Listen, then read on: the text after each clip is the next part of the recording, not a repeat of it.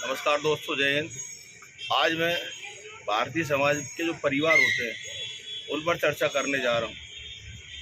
हमारे यहाँ गरीब, मध्यम वर्गीय से थोड़े ऊपर और अमीर लोग पाए जाते हैं। सामान्यतः जो अमीर लोग होते हैं उनके बच्चों को सभी सुख सुविधा बचपन से ही मिलते हैं।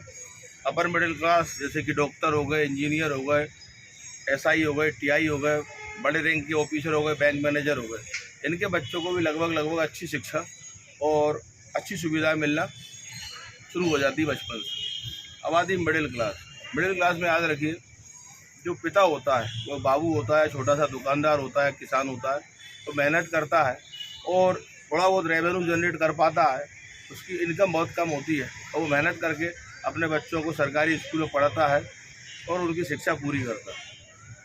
गरीब परिवारों के बच्चे जैसे कि भिखारी हो गए, सड़क पे लोहा लंगड़ बीनने वाले हो गए, दूसरों के खेतों में काम करने वाले बंधुआ और भूमिहीन मजदूर हो गए, कटिंग की दुकान पर काम करने वाले कारीगर हो गए, कपड़े की दुकान पर काम करने वाले टेलर हो गए, जो दूसरों के काम करते हैं, इनकी स्थिति बहुत अति दयनीय होती। चाय की नाश्ते की होटल पे काम करने वाले गरीब बच्चे, ठेला चलाने वालों के बच्चे, रिक्शा चलाने वालों के बच्चे, टांगा चलाने वालों के बच्चे, किराए का ऑटो चलाने वालों के बच्चे, जिनका ना तो अपना कोई घर है, ना जिनके पास सुबह और शाम की खाने की व्यवस्था है, जिन्हें हम गरीब कहते हैं, इनके बच्चे भी हमारी शिक्षा व्यवस्था का हिस्सा होते हैं। समाज में संविधान ने सभी को अनुच्छेद 14 से अनुच्छेद 18 तक समानता का अधिकार दिया है, लेकिन क्या वाकई में संविधान के द्वारा जो मूल अधिकार हमें दिए गए अनुच्छेद 12 से अनुच्छेद 35 तक, the fundamental right which we have got from the article 12 to article 35, are they really applicable on अस?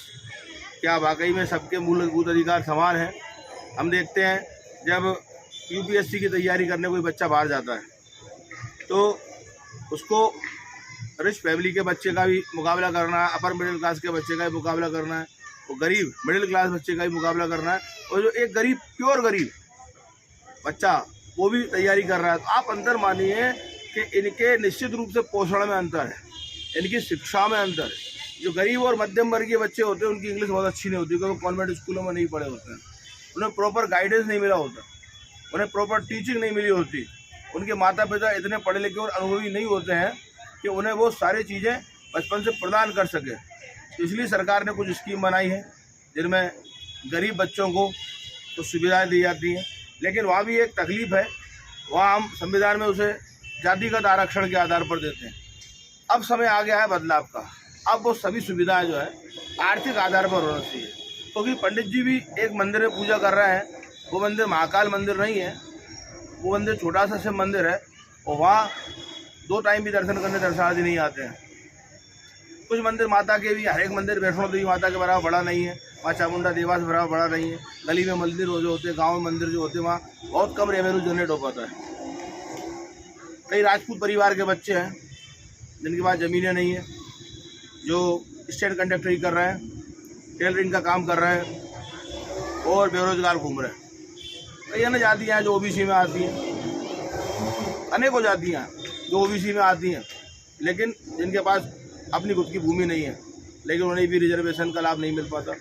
तो प्रश्न ये है कि जब सबकी इनकम अलग अलग है, जब सबकी कैटेगरी अलग है, जब आपने गरीब, middle class, upper middle class और रिच क्लास 4 क्लासेस में सोसाइटी को डिवाइड कर दिया है, तो शिक्षा की बात जब आती है तो आप बोल रहे हो कि भाई हमारी राष्ट्रीय लेवल पे हम एक नई शिक्षा नीति लाए, न्यू एजुकेशन पॉलिसी। तो ये न्यू एजुकेशन पॉलिसी जो है, इसमें अब जातिगत आरक्षण को ध्यान न देते हुए आर्थिक आधार पर आरक्षण को ध्यान दिया जाए और उसी के आधार पर लोगों को इसका लाभ मिले, ताकि वो बच्चे जिन्हें बचपन में अच्छी शिक्षा, अच्छा पोषण नहीं मिला, जिन्हें पढ़ने का अच्छा माहौल नहीं मिला, जिन्हें अच्छा शिक्षक नहीं मिल पाए, जिन्हें कंप्यूटर लैपटॉप नहीं मिल पाए, उन्हें कम से कम निश्चित रूप से शिक्षा से वंचित न रखा जाए।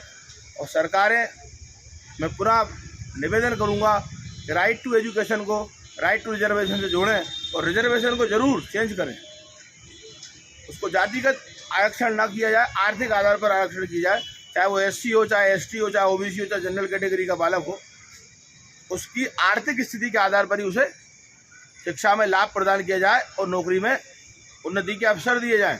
क्योंकि जैसे मान के चलिए कोई रिजर्वेशन कैटेगरी से आता है और वो IAS बन जाता है, डॉक्टर बन जाता है, कलेक्टर, डिप्टी कलेक्टर बन जाता है, बड़ा अधिकारी बन जाता है, तो फिर उसके बच्चों को आरक्षण का लाभ क्यों मिलना चाहिए? नहीं मिलना चाहिए ना, क्योंकि उसे तो आरक्षण का लाभ मिल गया है। अब वो हो गया क्या? Super rich. जो सुपर रिच में आ गया है उसको आरक्षण का लाभ नहीं मिलना चाहिए। तो ऐसे सभी व्यक्ति, चाहे वो रिच कैटेगरी में हो, चाहे सुपर रिच कैटेगरी में हो, चाहे गरीब हो, चाहे मिडिल क्लास हो, सुपर मिडिल क्लास हो, इन सभी के बच्चों को सिर्फ आर्थिक आधार पर आरक्षण का लाभ मिले। और नई शिक्षा नीति में परिवर्तन बहुत ज़्यादा जरूरी है।